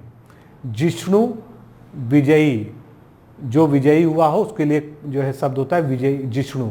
फिर मघवन, बहुत सारे नाम हैं, देखिए विडौजा, उपेंद्र। अभी हमने सुनासीर पढ़ा था ना, तो सुनासीर का अर्थ जान लीजिए जिसके पास एक अच्छा मोहरा हो, ये उसका शाब्दिक अर्थ है। कुल मिला के जो राजा होगा उसके पास बहुत सारे ऐसे लोग होंगे जो उसके लिए काम करते हों। फिर पाक शासक निर्जरपति। अब निर्जर का मतलब जान लीजिए, निर्जर का मतलब होता है ऐसा देवता, ऐसा देव जो बुढ़ापे से सदा रक्षित माने जाते हैं। आपने पढ़ा होगा ना कि देवता कभी भी बूढ़े नहीं होते हैं, देवता हमेशा यंग रहते हैं, तो वही इसीलिए कहा जाता है इसको ये निर्जर पति हैं। यानी निर्जर का मतलब जो बुढ़ापा जिनको कभी नहीं आता है, वो हमेशा ही युवा रहते हैं, ऐसे देवताओं के भी पति हैं। फिर महेंद्र, वृषा, कौशिक, पाक रिपु। पाक रिपु का मतलब, रिपु मतलब शत्रु, पाक मतलब उनका दमन करने वाला। सुत्रामन, एक अच्छा रक्षक। सुत्रामन का मतलब क्या होता है? एक अच्छा रक्षक, यानी अच्छा योद्धा हो गया। फिर सुनासीर, सुनासीर के पास हमने बात ही कर ली। सतमन्यु, स्वभाव से ही जो बहुत अधिक क्रोध करने वाला हो उसको कहते हैं सतमन्यु, ये हो गया। फिर हो गया अमरनाथ, देवपति, देवताओं के पति। मेघराज, वज्रधर, सुरराज, सुरेश्वर। तो अगर कहीं भी देवताओं के राजा वाला सेंस आता है, देवताओं के सुरराज, सुरेंद्र, देव, तो ये सब इंद्र के हैं, ये आप जानते हैं पर्यायवाची। अगला हमारा है उपवन। उपवन यानी कि बगीचा, वाटिका। तो आसान है ये, बाग, बगीचा, उद्यान, वाटिका, फुलवारी, गुलशन, आराम। अब ये जो आराम शब्द है, बस यही शब्द आप लोग रिलेट इससे नहीं कर पाते हैं अगर आपको नहीं पता है। आराम के कई सारे अर्थ निकलते हैं। एक तो विश्राम करना होता है, एक होता है बाग, एक का होता है दूर का, रोग का दूर हो जाता है तो इंसान को कष्ट से मुक्ति मिल जाती है, यानी आराम हो गया। फिर निरोग होना। तो आराम एक अनेकार्थी शब्द है और उपवन में ये पूछा जाता है बार बार। कमर, कमर का कटी, श्रोणी, लंक, मध्यांग, क्योंकि शरीर के बीच का भाग है, सर से लेके पैर के बीच का देखेंगे तो कमर सबसे बीच में आती है। कटी भाग और करिहाव, ये देहाती शब्द है जो आपने पढ़ा होगा। फिर कमल, कमल का खूब पूछा जाता है। नलिन, अरविंद, उत्पल, राजीव, पद्म, पंकज। पंकज नाम कैसे आया? पंक में जन्म लेने वाला, यानी कीचड़ में जन्म लेने वाला। जब भी आखिरी में जा होता है उसका मतलब होता है जन्म लेना। नीरज, नीर से जन्मने वाला यानी पानी से जन्मने वाला। सरोज, सरो में जन्मने वाला। सर मतलब क्या होता है? तालाब। इसी तरह से जलज, जल से जन्म लेने वाला। जलजात, जल से जन्म लेने वाला। वारी का मतलब आप जानते हैं जल होता है, तो वारिज मतलब जल से जन्म लेने वाला। अब यहां पर देखिए एक चीज जल से जन्म लेने वाला अगर होगा तो सब में आखिरी में जा लगा होगा, और जल देने वाला में अगर होगा तो दा लग जाएगा। जैसे नीरद पूछ लिया जाए आपसे, यानी पानी देने वाला कौन? बादल के पर्यायवाची में आप पढ़ेंगे। फिर सरोज में नहीं होता, जलद, जलद आ जाएगा तो बादल यानी जल देने वाला, और ये क्या है? जलज यानी जल जन्म लेने वाला। तो बहुत ही माइन्यूट अंतर है। फिर वारिज यानी ये कमल के लिए हो गया, जल से जन्म लेने वाला, और वारिद वारी देने वाला यानी पानी बरसाने वाला कौन? बादल। तो दोनों में पानी कॉमन है, एक पानी से जन्मता है, एक पानी को जन्माता है, पानी को। तो इसीलिए बादल और कमल के पर्यायवाची बहुत सारे एक जैसे पढ़ने में लगते हैं, लेकिन जा और दा का फर्क वहाँ पर दिखता है। फिर सतदल, अम्बुज, अब अम्बु से जन्म लेने वाला और इसको अम्बुद कर दें तो ये बादल का पर्यायवाची हो गया। पुंडरीक, पुंडरीक एक विशेष प्रकार का कमल होता है जो सफ़ेद होता है। अब्ज, सरसिज, सर मतलब तालाब होता है, तो बिल्कुल कंफ्यूज ना हो, यानी तालाब या जो है छोटा जो है कोई भी जो है वाटर बॉडी होती है तो उससे जन्म लेने वाला हो गया। इंदिवर, ये नीले रंग का कमल होता है जिसको नीलोत्पल भी कहते हैं। तामरस, तामरस जो है एक अनेकार्थी शब्द है, इसको आप कई जगह पढ़ेंगे, कमल में तो है ही है।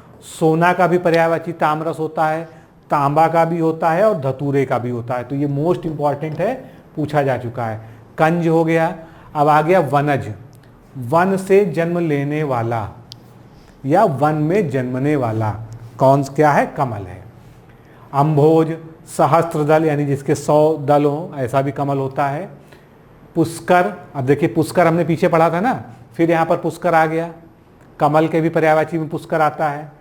कुवलय, पंकरूह, पंक मतलब क्या होता है? कीचड़, और उससे जन्म लेने वाला कमल हो गया। सरसी रूह, सरसी का मतलब भी जो है तालाब होता है, सरसी का मतलब छोटा तालाब या जलाशय। कोकनद, लाल कमल के लिए यूज होता है। सतपत्र, पाथोज, पाथ मतलब जल होता है, और पाथ में जन्म लेने वाला हो गया पाथोज यानी कमल। फिर पारिजात, मकरंद, किंजल्क, सरोद। अर्कबंधु, अर्कबंधु क्यों नाम पड़ा इसका? क्योंकि ये सूर्य का मित्र है, जब सूर्य की जो है इस पे किरण पड़ती है तब ये खिलता है। पायोज, तो पायोज में पाय मतलब जल होता है, यानी जल पाय से जन्मने वाला। फिर कज, ये सभी जो है कमल के पर्यायवाची हो गए। आगे बढ़ते हैं। कलश, कलश या घड़ा आप लोग जानते हैं, उसी के पर्यायवाची हैं। घट, घड़ा, गागर, गगरी, मटका, घटिका, कुंभ, कुट, निप और गगरा। कल्प वृक्ष, जो एक जो है पौराणिक वृक्ष होता है जिससे कुछ भी मांगो मिल जाता है। तो देवदारू यानी देवताओं का जो है वृक्ष। सुरतरु, सुर का मतलब भी देवता होते हैं, देवताओं का वृक्ष। मंदार, पारिजात, कल्पद्रुम, देववृक्ष, सुरद्रुम, सभी में देव या सुर लगे हैं और उसका मतलब सभी में जो है वृक्ष ही होता है। कल्पतरु, हरिचंदन, कल्पशाल, ये सभी जो है कल्प वृक्ष के पर्यायवाची शब्द हो गए। नेक्स्ट है कष्ट। कष्ट का तो बहुत सारे अर्थ आप निकाल सकते हैं, जानते ही हैं। दुख, दर्द, पीड़ा, मुसीबत, व्यथा, कठिनाई। व्याधि, व्याधि का जो है एक अर्थ होता है रोग भी होता है। क्लेश, विषाद, संताप, वेदना, यातना, यंत्रणा, पीर, भीर, संकट, शोक, स्वेद, क्षोभ, उत्पीड़न, क्लेश, टीस, तकलीफ और रोग, ये सभी कष्ट के पर्यायवाची शब्द हो गए। आगे बढ़ेंगे, कान के पर्यायवाची देखेंगे। कान का कर्ण, श्रवण, श्रवण इंद्रिय यानी श्रवण करने की इंद्रिय। स्रोत, जिससे सुना जाता है। श्रुतिपुट, श्रुतिपटल और श्रुति, ये सभी जो है कान के पर्यायवाची हो गए। अब कामदेव, कामदेव भी जो है काफ़ी प्रसिद्ध देवता हैं और इनका जगह जगह पुराणों में, उपनिषदों में, बाकी शास्त्रों में वर्णन होता है, तो उसी तरह से इनके बहुत सारे नाम भी पड़ गए हैं। आपने एक कथा भी सुनी होगी कि भगवान शिव जो है इनसे नाराज हो गए थे और उन्होंने इनको भस्म कर दिया था। उसके बाद से जो है इनके पास अपनी शरीर नहीं था, मतलब इनको बिना शरीर वाला देवता माना जाता था। तो पहला जो इनका पर्यायवाची है वो उसी से रिलेट करता है। अनंग, अनंग का मतलब जिसके अंग ना हो, यानी कि वो निराकार हो, जिसका कोई भी आकार ना हो, क्योंकि इनको भस्म कर दिया गया था। फिर एक इनका पर्यायवाची है कंदर्प। कंदर्प का मतलब भगवान को भी जलाने वाला, यानी भगवान के को भी जो है सताने वाला, जो उनमें भी काम पैदा कर सकता है। फिर मदन, मदन का मतलब होता है नशीला, सब कुछ जो है काम से ही जुड़ा हुआ है, वासना से जुड़ा हुआ है। मनमथ, मनमत अभी आपने पढ़ा था आम वाले में भी, मनमथालय, तो वह जो हृदय को उत्तेजित हुआ या मथता हो उसको हम मनमथ कहते हैं। तो ये कामदेव का पर्यायवाची हुआ।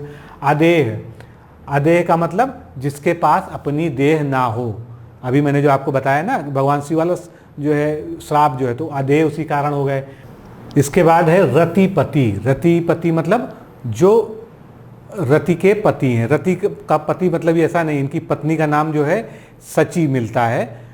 रति का मतलब जो है लगाव, वासना, कामेच्छा, तो इसीलिए इनका नाम रतिपति पड़ा। फिर मयन, मनसिज, मनसिज का मतलब क्या है, मन में उठने वाली वासना। मकरध्वज, मीन केतु, मनोज, पंचशर, काम, प्रद्युम्न, स्मर काफ़ी पूछा गया है, कुश्मेशु, केतन, सम्रारी, पुष्प धनवा, पुष्प चाप। अब ये पुष्प धनवा और पुष्प चाप का क्या मतलब है, इनका जो धनुष बाण होता था, आपने देखा होगा सीरियल्स वगैरह में, तो वो इनका जो बाण होता था वो फूलों का बाण होता था, जिससे वो जो है किसी व्यक्ति के अंदर जो है वासना उत्पन्न करते थे, कामेच्छा उत्पन्न कर देते थे उसके तो इसीलिए पुष्प का बाण धारण करने के कारण इनका नाम पुष्प धनवा, पुष्प चाप पड़ा। फिर अगला शब्द है आतनु, जिसके बारे में हमने बात की। इनके पास अपना तन नहीं था क्योंकि वो इनका श्राप में ही नष्ट हो गया था। आत्मभू यानी जो स्वयं उगता, स्वयं ही प्रकट होता हो। कुसुम बाण उसी संबंधित है, कुसुम का बाण। फिर विश्वकेतु, मार, कुसुमसर फूलों का के बाण वाला।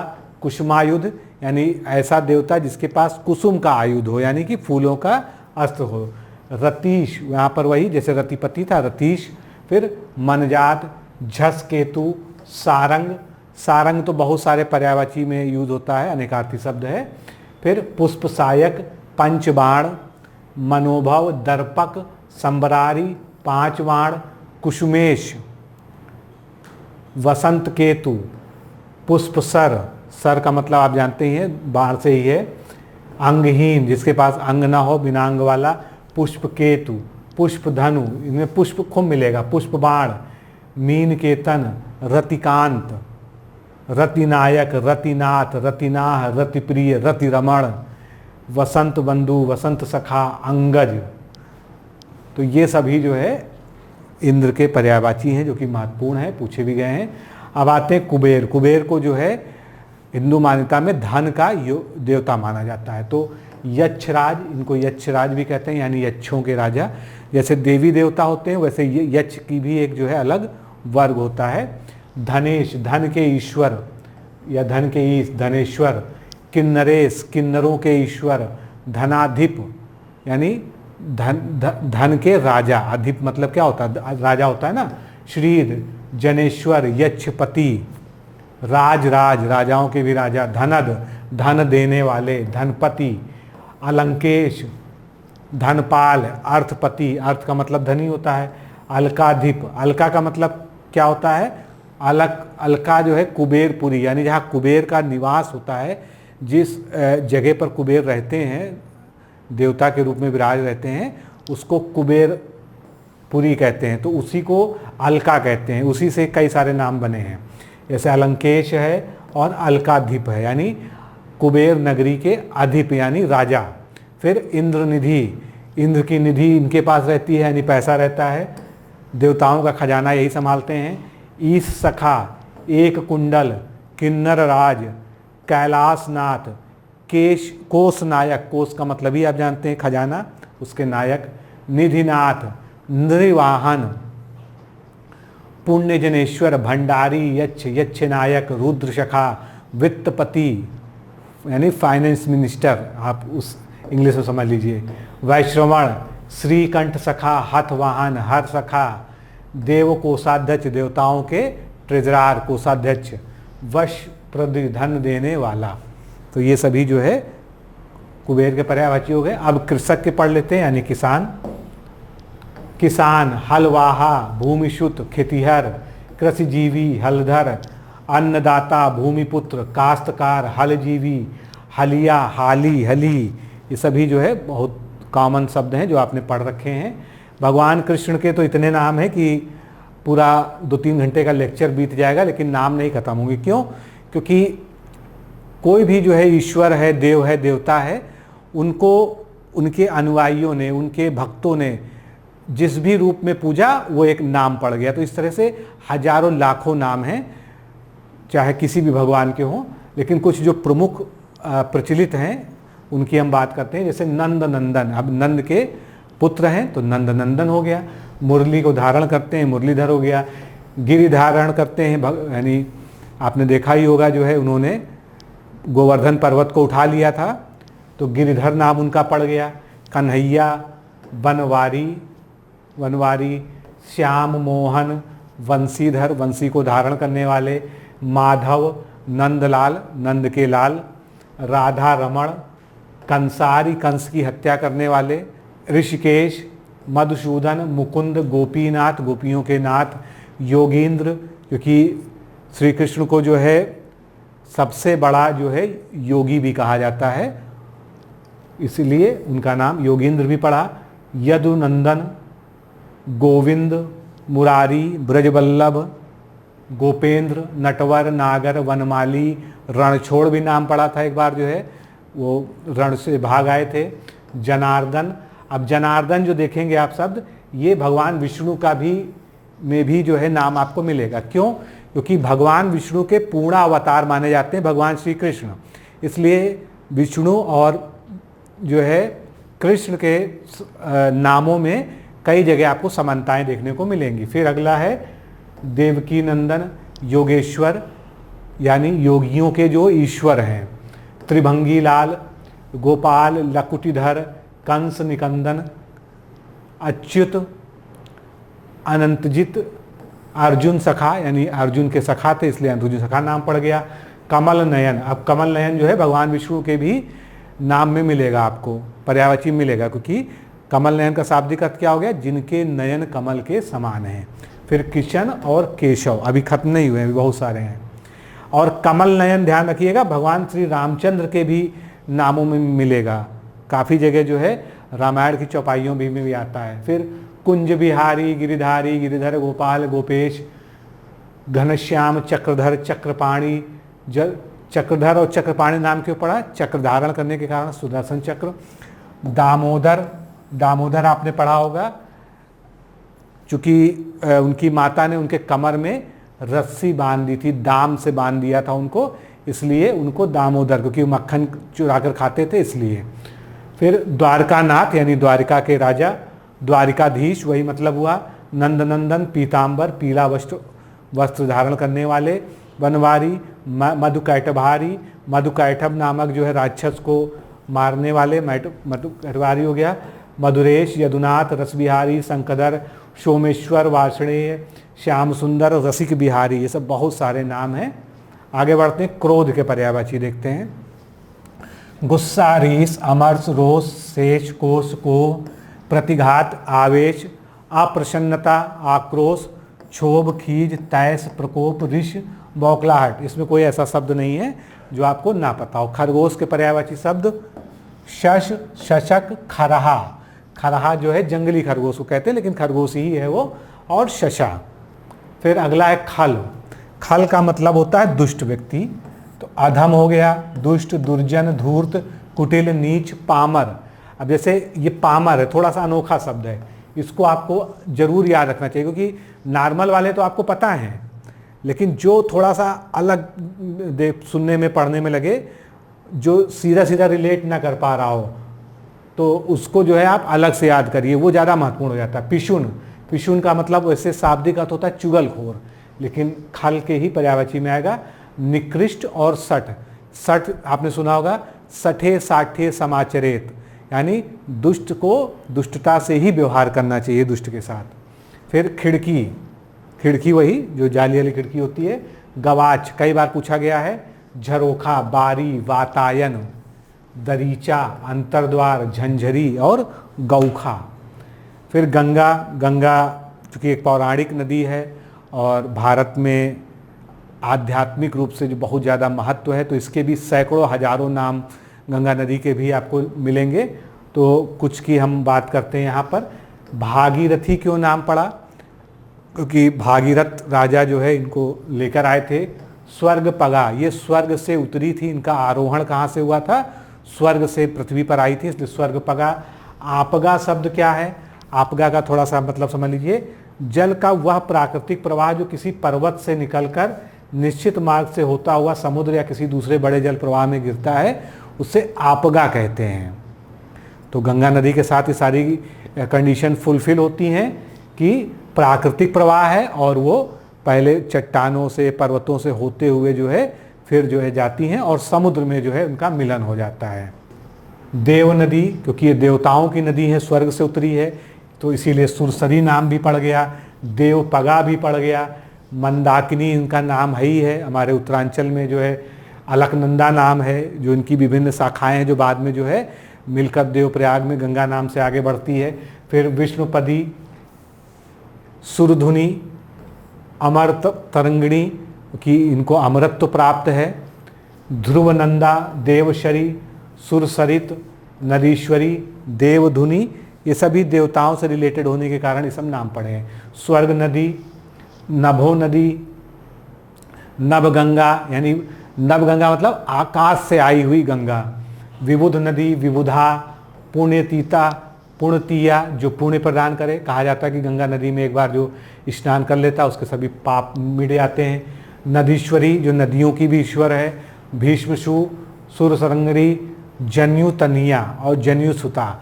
अब ये नाम क्यों पड़ा? तो जन्युतनिया का मतलब क्या होता है? एक पौराणिक कहानी है कि जब भागीरथी गंगा जी को लेके जा रहे थे, तब जनेयू नामक ऋषि का आश्रम पड़ा। वहाँ पर जो है वो यज्ञ कर रहे थे, तो उनको लगा कि गंगा के कारण जो है मेरा जो यज्ञ है वो बुझ ना जाए, अग्नि जो उसमें जल रही है वो बुझ ना जाए। तो उन्होंने क्या किया था? उन्होंने गंगा नदी को पी लिया था। किसने पी लिया था? जनेयू ऋषि ने। उसके बाद जो भगीरथ ने उनसे बहुत प्रार्थना की कि इसको मैं स्वर्ग से लेके जो है जा रहा हूँ जो है पृथ्वी पर, जिससे मेरे पूर्वजों का, क्योंकि वो उनका लाने का मकसद क्या था? उनके पूर्वजों के जितने भी पाप हैं वो नष्ट हो जाएं, उसके लिए वो लाए थे गंगा नदी को। तो जब उन्होंने बहुत प्रार्थना की तो उन्होंने अपने कान से, जनेयू ऋषि ने अपने कान से जो है गंगा नदी को प्रभावित कर दिया। तो एक तरह से गंगा नदी का वहाँ से फिर से जन्म हो गया, कहने का मतलब इसीलिए। तो इसीलिए इनका नाम पड़ा जन्युतनिया, यानी जनेयू ऋषि की पुत्री, और इसी से इसका नाम पड़ा जन्युसुता, यानी उनकी पुत्री। फिर जानवी नाम इसीलिए पड़ा उनके जन्वी ऋषि कारण ही। अब ये सब चीज़ें हो सकता है आपको ना पता हो, आपने कभी याद जरूर कर लिया हो जानवी नाम, लेकिन ये जानवी आया शब्द कहाँ से? जनेयू ऋषि के कारण आया। फिर ब्रह्मद्रव्य, सुरध्वनि, देवपगा। नेक्स्ट है गन्ना। गन्ना जो हम लोग खाते हैं। ईख, इच्छु, उक्खू, ऊख, पौंडा, रसदंड, रसाल। रसाल आपने कहाँ पढ़ा था? आम में भी पढ़ा था, ध्यान रखिएगा। तो आम में भी हो गया और यहाँ भी हो गया, इसलिए कभी आपको कंफ्यूज करने के लिए आम और गन्ना एक साथ दे दिया जाए, दोनों का पर्यायवाची में रसाल दे दिया जाए, तो इसको आपको पता होना चाहिए। रसद, रस देने वाला, पेड़ी या पैड़ी। नेक्स्ट है घोड़ा। घोड़ा का भी को पूछा जाता है। घोटक, अश्व, तुरग, हयवाजी। फिर सैंधव, तुरंगमय, बाजी। अब ये वाजी से ही बिगड़ा है, यहाँ पर बाजी दिया है, यहाँ पर बाजी दिया है। तो कई सारी किताबें हैं उसमें अलग अलग दिया हुआ है। फिर वाह, तुरग, रविपुत्र यानी सूर्यपुत्र, किंकिर, केसी, केसरी, खेट, गंधर्व, चामरी, धौरे, मराल, रथवाह, राजवाह, वाड़व, सारंग। देखिए यहाँ पर भी आ गया इसमें पर्यायवाची में। हयंद, रविशुत, हरि। मैंने पहले बताया था ना आपको कि हरि के बहुत सारे पर्यायवाची शब्द होते हैं, अनेकार्थी होते हैं। तो एक जो है घोड़ा भी हो गया, सहीहात, घोट और बाजी। नेक्स्ट हमारा है चंद्रमा, मोस्ट इंपॉर्टेंट वाला है। चांद, चंद्र, हिमकर। हिमकर का मतलब क्या हुआ? जो ठंडा जो है ठंडक प्रदान करता है, जो शीतलता प्रदान करता है। किससे मिलती? चंद्रमा से। विभाकर, सुधाकर, सारंग, शशि, तारापति, रजनीश। रजनीश का मतलब, रजनी मतलब रात, और उसमें जोड़ दीजिए ईस, यानी रात का राजा, रजनीश हो गया। अंशुमाली, अब अंशुमाली एक शब्द है जो आप सूर्य में भी पढ़ेंगे और चंद्रमा में भी पढ़ेंगे। डॉक्टर हरदेव बहारी की पुस्तक में अगर आप देखेंगे तो अंशुमाली जो है चंद्रमा के लिए दिया गया है, और पुस्तकों में देखेंगे तो सूर्य के लिए दिया गया है। इसके बाद मयंक, इंदु, निशाकर, निशाकर मतलब रात करने वाला, निशा करने वाला। तारकेश, विदु, सोम, देखिए सोम जो हमने पढ़ा था वहाँ पर, तो सोम यहाँ पर भी आया है चंद्रमा के पर्यायवाची में। सुधांशु, कलानिधि जो है जो कई सारी कलाएं करता है, आपने देखा होगा चंद्र की बहुत सारी कलाएं होती हैं, प्रथमा से लेके जो है अमावस्या तक जो है कई सारी कलाएं होती हैं। शशांक, अब शशांक का क्या अर्थ है? जिसके अंक में सस हो, खरगोश हो। तो जो पहले जो है धारणा थी कि चंद्रमा पर जो बड़ा सा काला धब्बा दिखता है, तो वो कुछ लोगों ने ऐसा अनुमान लगाया कि वो एक खरगोश की तरह, एक खरगोश बैठा हुआ है, तो उसी से इसका नाम पड़ गया शशांक। कि शशांक का मतलब क्या हो गया कि जिसके गोद में सस या खरगोश हो, यानी चंद्रमा। इसी तरह से मृगांक पड़ गया। मृगांक क्यों पड़ गया? तो पृथ्वी के चारों ओर चक्कर लगाने वाला एक उपग्रह है, इसलिए मृगांक पड़ गया। फिर रजनीपति यानी रात्रि का पति, रजनीकर रात करने वाला, निशापति निशा का यानी रात का पति, शशि औषधीय, हिमांशु, राकेश राकापति, राका का मतलब भी राक होता है। द्विजराज छपाकर, अब द्विज का मतलब क्या हुआ? देखिए द्विज का सामान्य मतलब होता है 2 बार जन्म लेने वाला, जो ब्राह्मण का भी पर्यायवाची है, क्योंकि ब्राह्मण यानी जिसको ज्ञान प्राप्त हो जाता है या सन्यासी हो जाता है, तो सन्यास के बाद जो है जो उसका जीवन होता है उसको दूसरा जीवन कहते हैं, उसको कहते हैं कि इसका नया जन्म हुआ। इसलिए आप देखेंगे कि सन्यास के बाद लोगों का नाम भी बदल दिया जाता है, जो पुराना नाम होता है उसकी जगह नया नाम मिल जाता है। तो द्विज उस सेंस में है, पुराणों में कथा है कि चंद्रमा का 2 बार जन्म हुआ है, इसी कारण जो है इसका नाम भी द्विज पड़ा, द्विजराज। फिर छपाकर, नत्रचेत, जुन्हैया, निशानाथ, सुधांशु, विदु, दधिश्रुत और कलानाथ, मृगलांछन, सेतुदुति, उडपति, उड़ुप, अमृत निधान, महताब, क्षयनाथ, विश्वविलोचन, राकेंदु, हीय भानु। अब हीय भानु, हीयवान और हीयकर 3 जगह ही आया है। तो हीय क्या मतलब क्या होता है? हृदय, हृदय को भाने वाला, हीयवान जो हृदय को प्रिय हो, हीयकर। तो यानी जो है चंद्रमा को देखकर जो है कुछ लोगों के जो हृदय का भाव होता है वो बदल जाता है, उसी कारण ये फिर मरीच माली, तो मरीच का मतलब क्या होता है? किरण होता है। जैसे सूर्य की किरणें होती हैं, उसी तरह से किरण युक्त कोई भी चीज़ होगी तो उसको हम मरीच माली कहेंगे। या ज्योतिर्मय हो, जो चमक रहा हो या चमकता हुआ, ये जो है मरीच माली का मतलब हो गया। छायाकर, अभी हमने पीछे छायानाथ भी पढ़ा था। छायाकर का मतलब रात्रि करने वाला, छाया का मतलब रात्र होता है। फिर अमी या अमित, अमित तो इसका जो है मतलब हो जाएगा अमृत। यहाँ पर आया ना अमीकर, यानी अमृत प्रदान करने वाला, यहाँ पर अमृत कर साफ साफ लिखा हुआ है।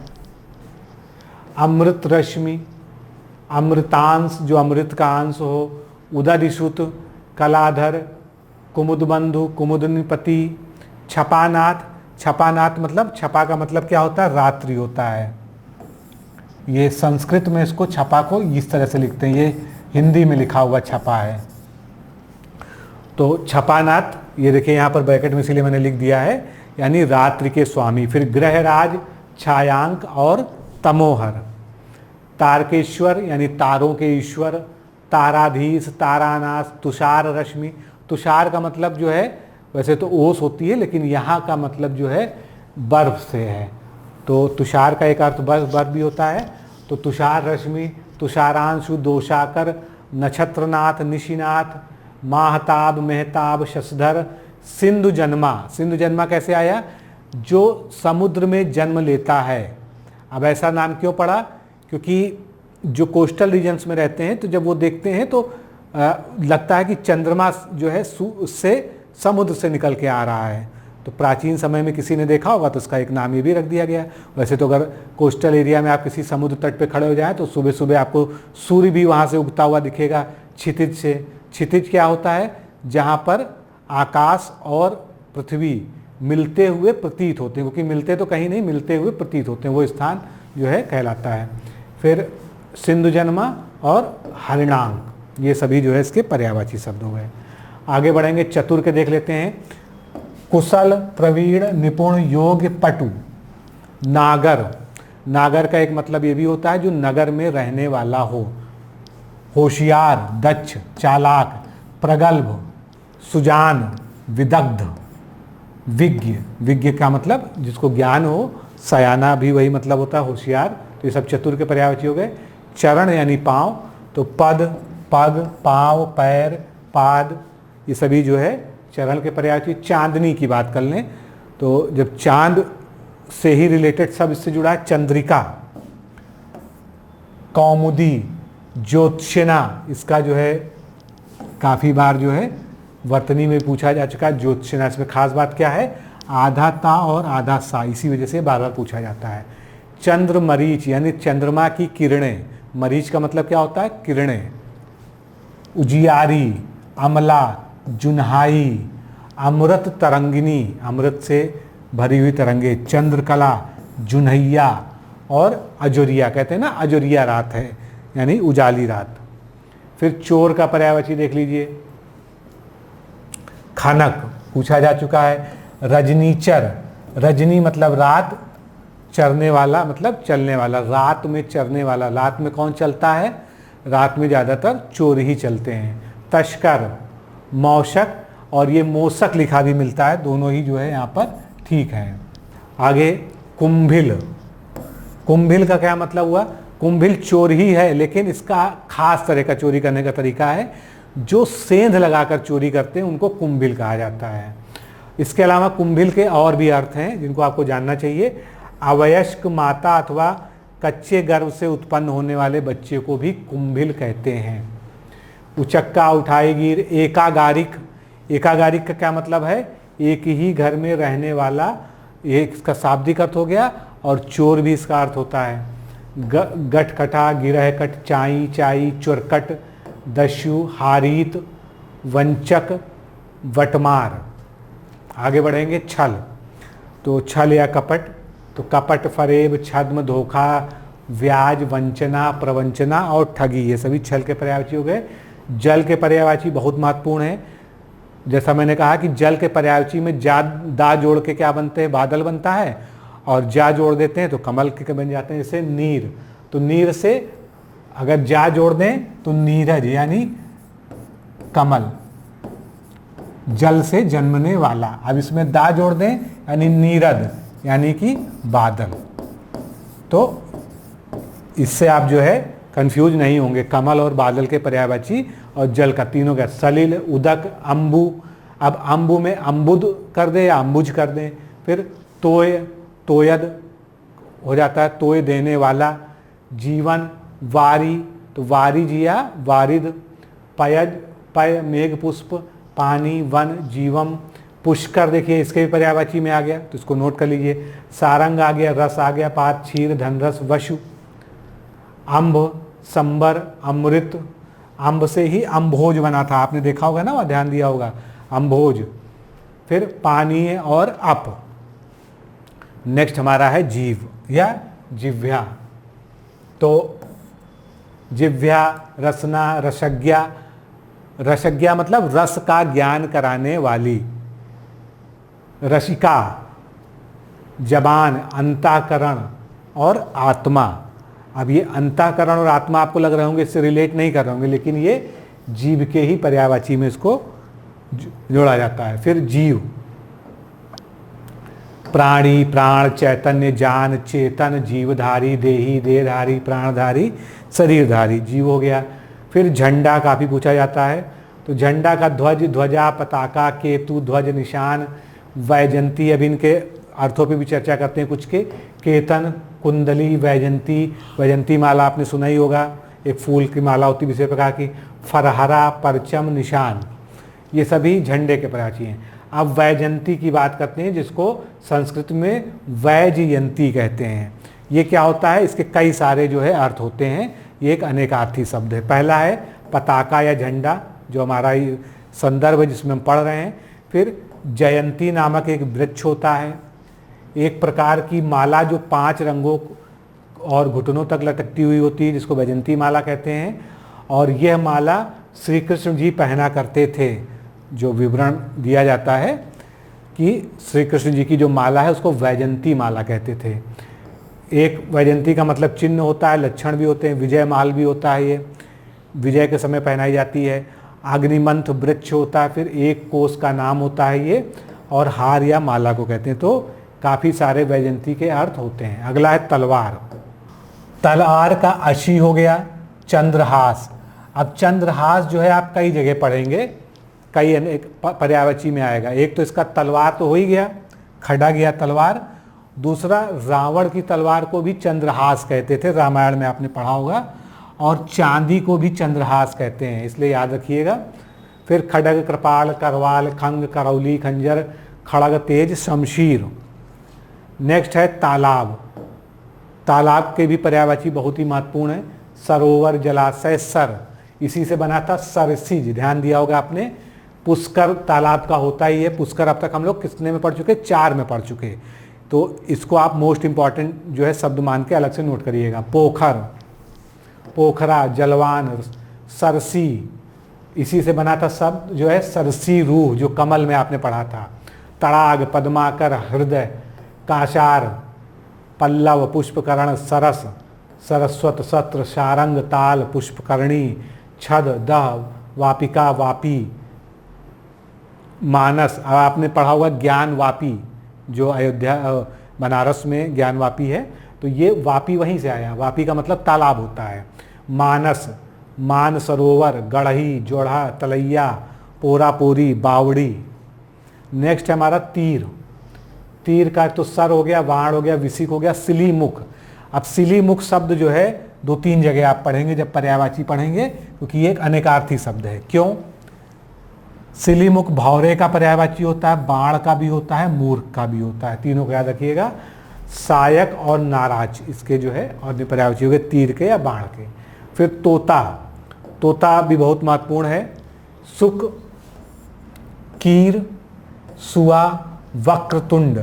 वक्रतुंड आपने सुना होगा, वक्रतुंड महाकाय, तो ये जो है किस में आता है, गणेश जी की प्रार्थना में आता है। तो वक्रतुंड के कितने अर्थ होते हैं जान लेते हैं, बहुत सारे अर्थ होते हैं।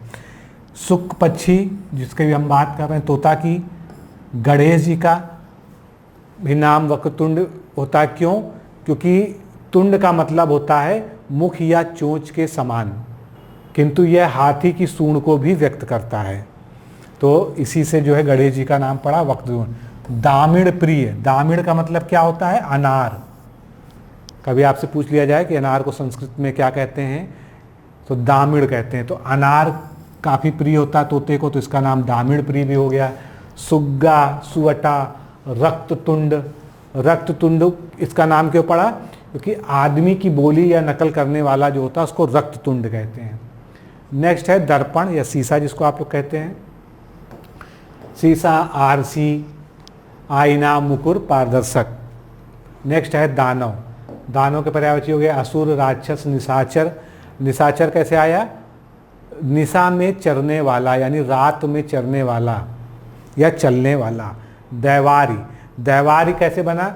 देवों के अरि, अरि का मतलब शत्रु, यानी जो देवताओं का शत्रु है। शत्रु कौन है? दानव या राक्षस हैं। दिन के पर्यायवाची वाशर, वासक, दिवस, दिवा, अहन, आहन, अहिर, अह, वाश, अघन, योम, ये सभी दिन के पर्यायवाची शब्द हो गए। उसके बाद दुख के पर्यायवाची पीड़ा, क्लेश, वेदना, यातना, खेद, कष्ट, व्यथा, शोक, यंत्रता, संताप, स्वेद, क्षोभ, विषाद, उत्पीड़न, पीर और लेश। तो ये शब्द ऐसे हैं जिनका निश्चित रूप से आपने पता है, आपने इसका आशय भी समझ रखा है। अब दुर्गा जी की बात करते हैं। बहुत सारे पर्यायवाची हैं, मतलब हजारों पर्यायवाची शब्द हैं, तो पढ़ते हैं। कुछ 50-60 तो पढ़ेंगे ही, क्योंकि जो एग्ज़ाम में आ सकते हैं। जैसे चंडिका है, भवानी, कुमारी, कल्याणी, महागौरी। अब नवरात्रि में ही अगर आप देखिए तो 9 नाम तो वहीं हो जाते हैं, महागौरी, कात्यायनी, कालिका, शिवा, चामुंडा, चंडी, सुभद्रा, कामाक्षी, काली, अम्बा, शेरावाली, ज्वाला, गौरी, सिंहवानी। सिंहवानी नाम क्यों पड़ता है? क्योंकि सिंह इनका वाहन है। नारायणी, नारायण की पत्नी होने के कारण। फिर भगवती, महामाया, शक्ति, दुर्गे, दुर्गस्ती, शमनी। उसके बाद दुर्ग पद निवारणी, दुर्ग में छिदनी, दुर्ग साधनी, दुर्ग नाशनी। समी में दुर्ग लगा है, ये आपने पढ़ा होगा। यहाँ पर 1-2 इम्पॉर्टेंट नाम है, जैसे अभया है, दुर्गमा है, धात्री है, दुर्मांगी है। फिर यहाँ पर हो गया सांभवी, चामुंडा, अजा, अंबिका, अनंत शक्तिका, अपराजिता। ये सब जो है जरूर याद रखिएगा, ये पूरा याद करने की ज़रूरत नहीं है।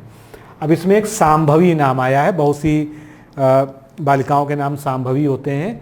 तो सांभवी क्यों इनका नाम पड़ा? एक देवी जिन्होंने अब अनेक असुरों का वध किया और आदि शक्ति मानी जाती हैं, उनको सांभवी कहते हैं। ये तो दुर्गा देवी जी के नाम के संदर्भ में हो गया अर्थ सांभवी का।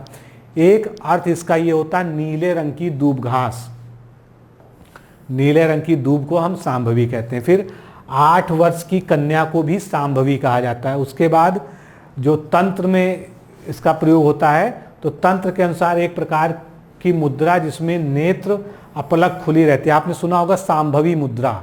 जो साधक होते हैं, योगाभ्यास करते हैं, योग, तो एक ऐसी मुद्रा जिसमें आँख जो है खुली रहती है, उसके बावजूद ध्यान लगाया जाता है, उसको सांभवी कहते हैं। आँख खुली होने के बाद भी उनको बाहर कुछ दिखता नहीं है, क्यों? क्योंकि उनकी दृष्टि अंतर्दृष्टि होती है। तो ये सांभवी मुद्रा का संबंध हो गया। बाकी उनकी 8 भुजाएं थी, तो उनका नाम अष्टभुजा है, अष्टभुजी है। उग्रा, उमा। अब उमा आपको पार्वती के पर्यायवाची में मिल जाएगा, क्योंकि दुर्गा और पार्वती में बहुत ज़्यादा भेद नहीं है। एक पर्णिका या एक पर्णी, अब ये भी थोड़ा सा इंटरेस्टिंग है, इसको समझ लीजिए कि एक पत्ते पर रहने वाली कथाएं कहती हैं कि वो एक पत्ते पर बैठ के उन्होंने साधना की थी, तो उनका नाम पड़ गया एक पर्णिका, एक पर्णी। फिर कात्यायनी, उनका जो है जो 9 दुर्गे में से एक रूप है। जगदम्बा, जगदीश्वरी, जगत गौरी, जगन्माता, पर्वतात्मता, प्रचंडा, बहुभुजा, बहुरूपा, भद्रकाली, रक्त बीज विनाशिनी। एक आपने प्रसिद्ध कथा सुनी होगी कि रक्त बीज नामक एक राक्षस था, जिसको अगर उसका खून जमीन पर गिर जाता था तो वो खून की एक बूंद से सैकड़ों और रूप लेके प्रकट हो जाता था। तो रक्त बीज का संहार करने का कारण जो उनका नाम रक्त बीज विनाशिनी पड़ा। उसके बाद सिंहस्ता, जो सिंह पर स्थित हैं। आगे बढ़ते हैं, दूध का पर्यायवाची की बात करते हैं। क्षीर, पय, दुग्ध, गोरस, सरस, स्तन्य। स्तन्य क्यों? स्तन से उत्पन्न हो रहा है, इसलिए स्तन्य। पीयूष, पीयूष हमने कहाँ पढ़ा था? अमृत में पढ़ा था। तो दूध को भी पीयूष कहते हैं और अमृत को भी कहते हैं। क्षीर जो यहाँ पर प्रयोग किया गया है, क्षीर सागर जैसे कहा जाता है, तो दूध और जल दोनों के लिए क्षीर का प्रयोग किया जाता है। ये एक अनेकार्थी शब्द है। पीयूष का अमृत और दूध दोनों के लिए प्रयोग किया जाता है। तो मित्रों, आज के इस सेशन में हम लोगों ने कुछ महत्वपूर्ण पर्यायवाची को आज पढ़ा, इसको हम कंटिन्यू करेंगे आगे। और मुझे लगता है कि थोड़ा सा आपको पर्यायवाची कैसे तैयार करना है, कैसे पढ़ना है, और शब्दों के अर्थ को समझने का जो ज़रूरत है, ये भी आपको समझ में आ गया होगा। इससे आपकी हिंदी की वोकैबुलरी भी स्ट्रांग होगी और आपका टॉपिक तो हल होगा ही। तो उम्मीद है कि मैंने जिस तरह से आपको बताया है पर्यायवाची शब्द पढ़ने के बारे में, उस तरह से आप इसको ज़रूर पढ़ेंगे। तो आज के इस सेशन में इतना ही, फिर मिलते हैं। नमस्कार, धन्यवाद।